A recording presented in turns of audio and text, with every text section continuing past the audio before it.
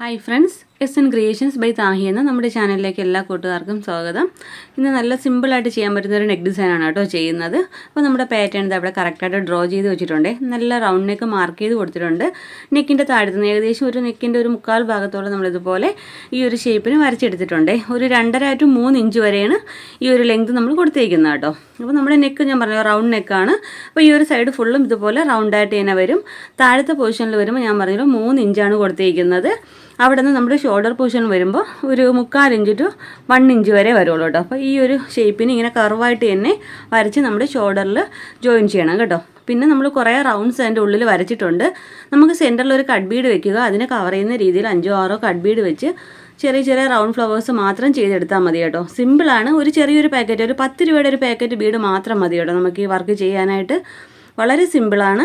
അപ്പോൾ ഞാനിത് നമ്മുടെ മെറ്റീരിയലിലേക്ക് കറക്റ്റായിട്ട് മാർക്ക് ചെയ്ത് കൊടുത്തിട്ടുണ്ടേ. ഇതാ കണ്ടോ, നമ്മുടെ മെറ്റീരിയലിലേക്ക് ഞാൻ മാർക്ക് ചെയ്ത് എടുത്തിട്ടുണ്ട്.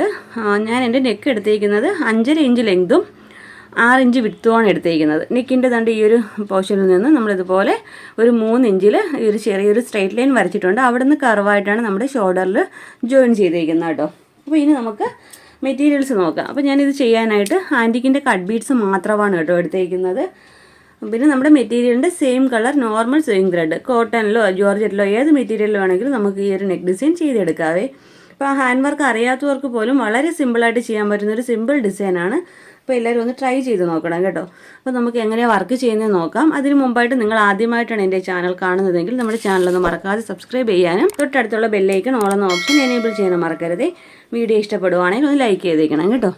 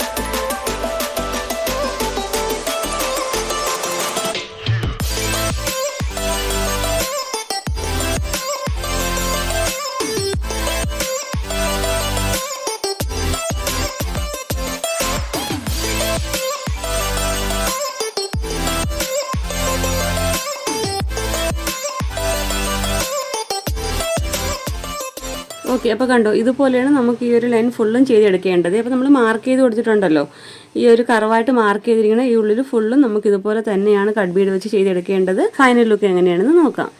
ഓക്കെ ഫ്രണ്ട്സ്, അപ്പോൾ നമ്മുടെ വർക്കിൻ്റെ ഫൈനൽ ലുക്ക് ഇതുപോലെയാണ് വരുന്നത്. ഞാൻ പറഞ്ഞല്ലോ, നെക്കിൻ്റെ ഭാഗത്തുനിന്ന് ചെറിയൊരു കർവായിട്ടാണ് നമ്മൾ ഈ വർക്ക് കൊടുക്കുന്നത്. വളരെ സിമ്പിളായിട്ട് ചെയ്യാൻ പറ്റുന്ന ഒരു സിമ്പിൾ ഡിസൈനാണ് കേട്ടോ. അപ്പോൾ ഈ ഒരു വർക്ക് ചെയ്യാൻ നമുക്ക് ഹാൻഡ് വർക്ക് അറിയണം അങ്ങനെ നിർബന്ധമൊന്നുമില്ല കേട്ടോ. ഇതുപോലെ ഒരു സെൻറ്ററിൽ ഒരു ബീഡ് വെച്ച് അതിനെ കവർ ചെയ്യുന്ന രീതിയിൽ എടുത്താൽ മാത്രം മതി. ലോക്ക് സ്റ്റിച്ച് നിർബന്ധമായിട്ട് കൊടുക്കുക കേട്ടോ. അപ്പോൾ സിമ്പിൾ ഡിസൈനാണ്. എല്ലാവരും ഈ വർക്ക് ഒന്ന് ട്രൈ ചെയ്ത് നോക്കുക. ഇഷ്ടപ്പെടുവാണെങ്കിൽ നമ്മുടെ ചാനലൊന്ന് ലൈക്ക് ചെയ്യാനും ഷെയർ ചെയ്യാനും സബ്സ്ക്രൈബ് ചെയ്യാനും മറക്കരുതേ. അപ്പോൾ ഇതുപോലെ നല്ലൊരു വീഡിയോയുമായി വീണ്ടും വരും വരെ bye bye. Thanks for watching.